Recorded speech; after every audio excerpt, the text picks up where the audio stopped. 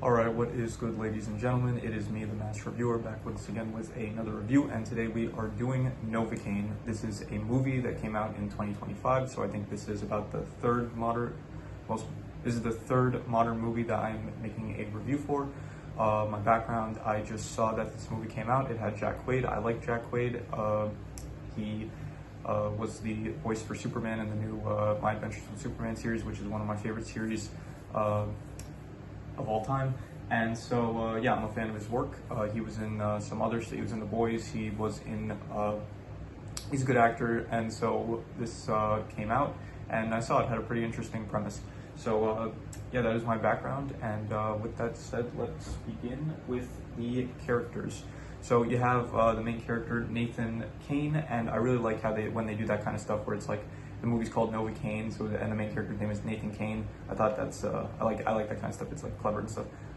So he's good. He plays this like very at the start. He's very he's not able to feel pain, and because of that, he's like kind of living his life very carefully. It's because he can't tell if something like goes wrong, so he doesn't want anything to go wrong. But then he meets this girl Sherry, and then suddenly he like learns how to live more not on the edge, but like more. He's able to like take more chances because of her. So he's a good main character. He's doing all of everything he does in the movie is basically to save Sherry from the 3 bank robbers, and so Nate is a good main character. I would say that he is probably the best character in the movie, I would say. Actually, probably not. I would say Roscoe is probably my favorite. I liked Roscoe. He's played by Jacob Batalon. He is good. He's just this he's the friend of Nate that he's like he plays video games with him, and he doesn't want to get involved in this stuff, but because he is a good friend, he does end up helping out Nate. And yeah, he's good. I like him. He's my favorite character just because he doesn't really want to be involved in any of this, and he still is. And his comedic moments are good. Other than that, you have Sherry, who is she is the love interest of Nate, and she's kind of in a dilemma because she's actually she's with the bank robbers, but then she doesn't actually want to go along with them because their methods have become too drastic for her. So she ends up leaving the bank robbers towards like not the end of the movie, but like about the hour mark, maybe like hour 10-minute mark. She decides she decides, okay, I'm not going to be part of this anymore, and then she doesn't really betray them, but she just like leaves them. Other than that, you have the 3 main bank robbers, Simon, Ben, and Andre. I think all of them did a pretty good job. I thought that they all had their time to like at the start. It's like basically the movie splits like not really 3/3, but like Ben is at the start, then you have Andre, and then you have Simon. So they each get their own kind of time to like shine, I guess. And so I thought they were good. You have Earl. He's in here at the start and briefly in the middle. Other than that, you have the 2 police officers, Mincy and Coltrane, who they are, they're not really anything memorable. They serve the role of police officers well, I guess. And yeah, so in total, the characters I will give probably a 7 out of 10. I thought the characters were pretty good. Yeah. Moving on to the plot, I thought the plot was probably also pretty good. I would say the plot was pretty good. The plot is basically that Nate meets this woman that he works at the bank with, Sherry, and then he ends up falling in love. And then there's a bank robbery where Sherry ends up getting taken hostage, and then it's revealed that she's actually in on it. And then the whole movie is that Nate he doesn't feel pain, so he's going on this mission to save Sherry, and because of him not being able to feel pain, it leads to interesting scenarios. So yeah, the plot, it's pretty good. It's pretty straightforward and standard, but it's got a nice twist to it with him not being able to feel pain. It's pretty much like Ajax from the Deadpool movie, like the first Deadpool movie. It's like basically if he was the main character and he was like trying to save the woman that he loves, basically. It's pretty much like that.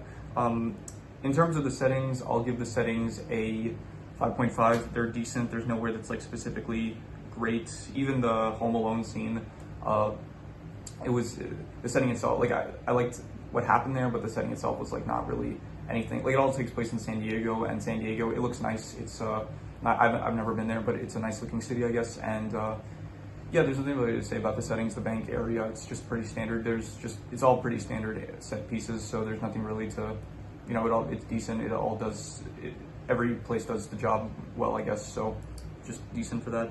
In terms of the action, I will give this I'll give it a 6.5. It was good, and I did like, probably the best parts were the parts where it's like Nate is utilizing his like abilities of not being able to feel pain. So there are moments where it's like he uses like, he punches glass and then uses like his then he has like glass kind of brass knuckles, and then he uses that to fight. There's other moments where it's like you know, he's utilizing his abilities to not feel pain. But like in the previous movie I reviewed, John Wick, and that's like, you know, that's good action. And so this is like, yeah, you don't really have like huge gunfights and stuff. You do have like the robbers like shooting at the cops and stuff, but it's all pretty standard. Just the moments where Nate is utilizing his stuff, like where he fights at the end, where it's like he kills Simon like by just stabbing him in the throat with his own bone and stuff like that. Moments like that, those are good. So yeah, it's good, but nothing higher than that, I would say. In terms of the suspense, I will give this a 6 out of 10. I thought that it was, you know, it was suspenseful at moments, but you do kind of feel like, okay, you can't feel pain, so you kind of know how this is gonna end up, like in most of the fights. Like it feels like there's kind of less stakes, I guess.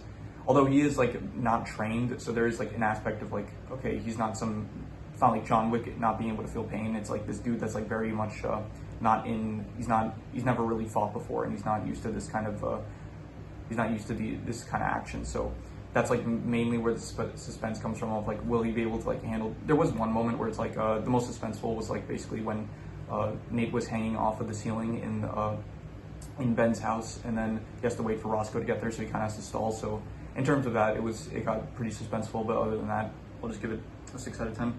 Now, I don't know if this was a comedy. It did feel like a comedy, but it's not listed as a comedy, so I don't know if I should even be rating it as a comedy, but I'm pretty sure like on IMDb it might be listed as a comedy. I'm just gonna say I'm gonna call it a comedy because it feels like a comedy. Like there are jokes in this, I would say. Like there are moments where they do try to make some jokes. So yeah, I will give the comedy.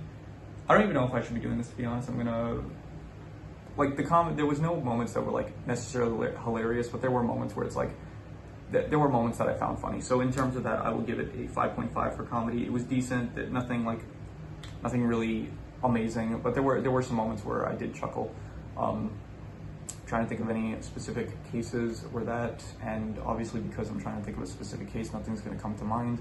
So yeah, I don't know, but there were moments where I was laughing out loud. So 5.5, I'll say it. The worst part, I will just say the worst part maybe is just that the pacing's a bit off for certain scenes. Like I thought some of the scenes, they did feel like they did take a bit too long, and I know some stuff did feel like it could have been like, it's not a long movie, it's only an hour and 50 minutes, but I don't know, some stuff just the pacing just feels like a bit off and stuff. Like the house scene with it took like way too long for the cops to end up getting to Ben's house. It felt like the dinner scene the diner scene at the beginning, it felt like that could have been shortened a little bit. And I don't know, there's just moments like that where I felt like, okay, I feel like certain scenes should be like cut down a bit more. So like it's a fast movie, but it feels like certain stuff just like takes too long. So yeah, I don't know, the pacing for me personally, it wasn't. I'll just do I'm gonna go with a 5. It's not good or bad. Like there was nothing too atrocious, but there were moments where it's like, okay, this feels like it should wrap up by now. But yeah. Anyway, the best thing I will say is just the whole twist on this. They got like a very cool premise of just a guy that can't feel pain, and I will give that I'll give it a 7.5. I thought it was a very good premise. It is it did work. I think they utilized it pretty well. Probably there was like more potential, I guess, with it. I'm sure, like if you're really creative, you can come up with like really interesting stuff for this kind of character. But you know what they did, it worked, and I thought that it was good. I thought it was very good, the premise and the whole utilization of his abilities. If there's a sequel, then I will be excited to see what they do in the sequel. Yeah, so that is any extra notes I have. I will say he can't feel pain. However, like blood loss is still obviously a thing. Like an adult male can only lose up to like I think 2 liters of blood, and then they're gonna pass out. And there are moments where it's like in the middle of the movie he does have to take like an EpiPen in order to like gain adrenaline back, and also at the end of the movie he has to do it again. But it does feel like he got like a mace in the back, he got shot in the leg, like all this stuff. Like I think he would at a certain point like he wouldn't be able to keep going. I think he would just run out of blood loss sooner than he did, especially if he's like running around and stuff. Like I feel like he would have gotten tired way sooner. So yeah, not really anything. Like it's a movie, obviously you need these characters to like be able to keep going, but you know, just something I wanted to point out. Other than that, yeah, I think that is all I had to say. So I'm going to do the calculations. So King Crimson. All right, so it ends up coming out to about a 6.25, which I'll round it up to, we'll call it like a 6.5 good. I would probably give it like, I would say it is, I would give it a bit higher. I would say it's pretty good. It's a pretty good movie.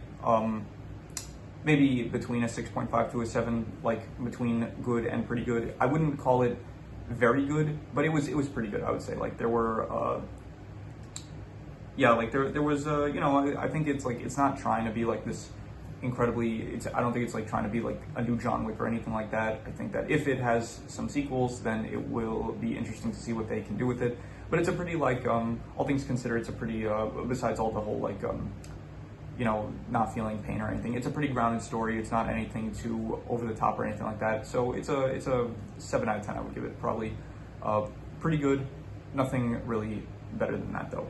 So yeah, that is pretty much all there is to it. So if you have any recommendations, any movies, shows, anime, video game stories, anything you want me to review, leave it in the comments and I will possibly check it out. With that said, that is pretty much all there is to it, so let's leave it at that.